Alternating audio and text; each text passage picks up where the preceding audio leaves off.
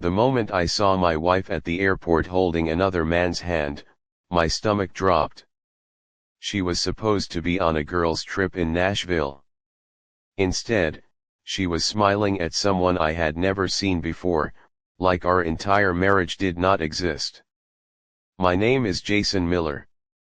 I am 36 years old, and 3 years ago I thought I had a good life. I lived in Indianapolis, Indiana, and worked as a project manager for a construction company. My wife, Emily, was 33 and worked as a dental hygienist. We had been married for 8 years and owned a modest house in a quiet neighborhood on the south side of the city. We were not the kind of couple people talked about. We paid our bills, hosted family cookouts in the summer, and spent most weekends watching movies or visiting friends. I believed we trusted each other completely. Emily was outgoing and social, while I was more reserved. That difference always seemed to balance us out. About a year before everything fell apart, Emily started spending more time with a new group of friends from work. At first I was happy for her. She seemed energized and excited. She talked about dinners, concerts, and weekend outings. I never questioned it because I wanted her to enjoy life outside of work. When she told me she was planning a girls' trip to Nashville with 3 co-workers, I did not think twice about it. She showed me pictures of hotels and mentioned places they wanted to visit. The trip was supposed to last 4 days. I helped her pack. I even drove her to a friend's apartment the morning she claimed they were leaving together. 3 days later, I took a surprise day off work. One of my clients had postponed a meeting, and I suddenly had a free afternoon. My friend Ryan called and asked if I could pick him up from the airport because his car had broken down. I agreed.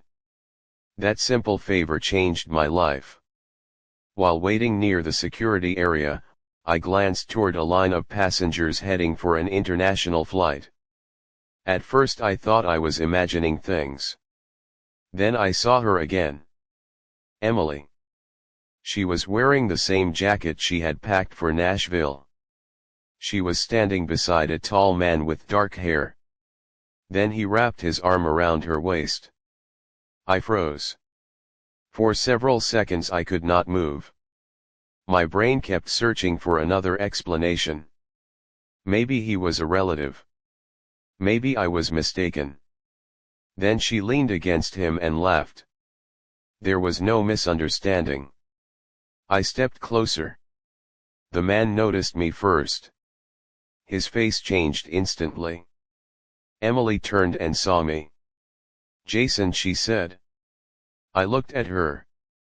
I thought you were in Nashville. Neither of them answered. Who is he? I asked. The man took a step back. Emily crossed her arms. This isn't the place. No, I said. The place was our house when you lied to me. People nearby started looking at us. She glanced around nervously. I'll call you later, she said. Then she turned and walked away with him. I stood there watching them disappear through security. That was the moment I knew my marriage was built on lies. When I got home, I started looking at everything differently. Little details I had ignored suddenly made sense. The late nights. The constant texting. The way she always angled her phone away from me. The weekends she claimed she was helping co-workers with events. That evening she finally called. Jason, we need to talk calmly, she said. Then start by telling me who he is. His name was Daniel. According to Emily, they had met 8 months earlier at a professional conference. What began as friendship became something more. She admitted they had been seeing each other for months. I felt sick. Why didn't you just tell me? I asked. I didn't know how. That answer made me laugh. Not because it was funny. Because it was insulting. She had apparently known how to lie for months. Over the next week the truth came out piece by piece. The Nashville trip never existed. Her friends had covered for her. The flight I saw was headed to Cancun. She and Daniel were planning a vacation together while I stayed home believing she was with friends. The betrayal hurt, but what came next hurt even more. When our families found out, many people seemed more interested in finding my mistakes than acknowledging hers. My mother told me, marriage problems don't happen overnight. My older sister asked if I had been emotionally distant. One of Emily's relatives suggested I was probably too focused on work. I could not believe what I was hearing. My wife had lied, cheated, and disappeared with another man. Yet somehow I was being examined like the suspect. Even some friends tried to soften what she did. Ryan said, maybe she just got caught up in something. Caught up. As if months of deception were a minor accident. The loneliness hit me harder than the affair itself. Every room in the house reminded me of a future that no longer existed. I stopped sleeping properly. I stopped going to the gym. I lost nearly 15 pounds in 2 months. One night I sat alone in my garage staring at old vacation photos on my phone. I kept asking myself the same question. How could someone look you in the eye every day and lie so easily? A few weeks later Emily returned from the trip. She asked if we could meet. Against my better judgment, I agreed. We met at a coffee shop. She looked nervous. I never wanted to hurt you, she said. I stared at her. Then why did you? Tears formed in her eyes. She claimed she had been confused. She claimed she needed to find herself. She claimed Daniel understood her in ways I did not. For a moment I almost felt sorry for her. Then she said something that changed everything. I hope we can stay friends. Friends. After 8 years of marriage. After months of lies. After watching her walk through airport security with another man. That sentence snapped something inside me. Not anger. Clarity. I realized I had spent weeks waiting for an apology that would never come. She wanted understanding. She wanted forgiveness. She wanted to feel better about what she had done. What she did not want was accountability. That night I called a lawyer. The next morning I opened my own bank account. By the end of the week I had started the divorce process. For the first time since discovering the affair, I felt a small sense of control returning. Emily was shocked. She seemed to believe I would wait forever while she figured out what she wanted.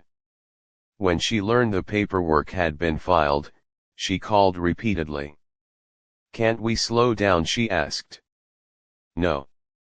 Can't we talk about this? We already did. The months that followed were difficult, but they were also freeing. I stopped focusing on her choices and started focusing on mine. I reconnected with friends who genuinely supported me. I joined a local running group.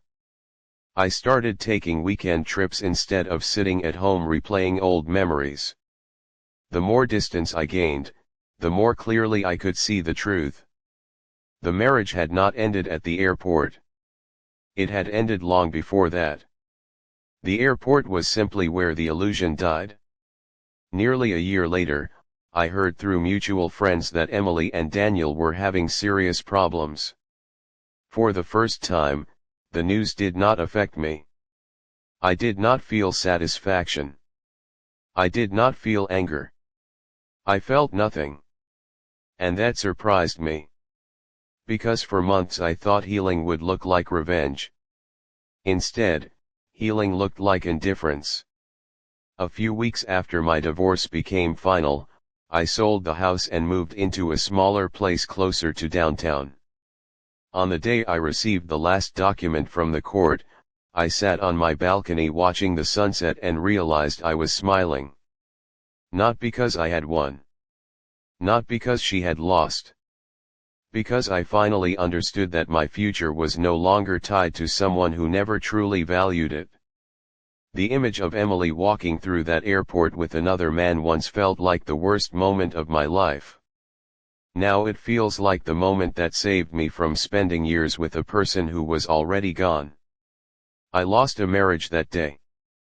But I found something far more important.